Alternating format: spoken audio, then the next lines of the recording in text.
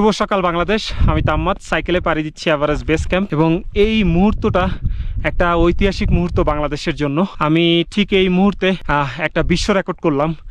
আমি ওই সাইকেলে বিশ্বের প্রথম সাইক্লিস্ট হিসাবে এভারেস্ট বেস ক্যাম্প সহ 4টা পর্বত এবং 3টা পাস মাত্র 30 দিনে পাড়ি দিলাম। অ্যান্ড এখন আমি আমার সফরের সেই অষ্টম অর্থাৎ সর্বশেষ অর্জন রেঞ্জোলা পাসের উপরে বসে আছি। অ্যান্ড এটা আসলে আমার জন্য একটা বিশাল বড় একটা অ্যাচিভমেন্ট, আমার দেশের জন্য একটা বিশাল অ্যাচিভমেন্ট। এটা কোনো ওয়ার্ল্ড রেকর্ড ভাঙা হয় নাই, ওয়ার্ল্ড রেকর্ড বানানো হয়েছে। It's a big day for Bangladesh. আমার খুবই ভালো লাগতেছে যে আমি এই বিশ্ব রেকর্ডটা করতে পারছি। প্রায় 30টা দিনের অকাল পরিশ্রম।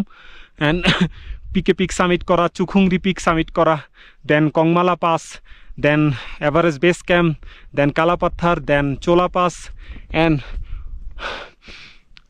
গোকিয়রি পর্বত, অ্যান্ড সর্বশেষ রেঞ্জোলা পাস 5,500 মিটার অলমোস্ট।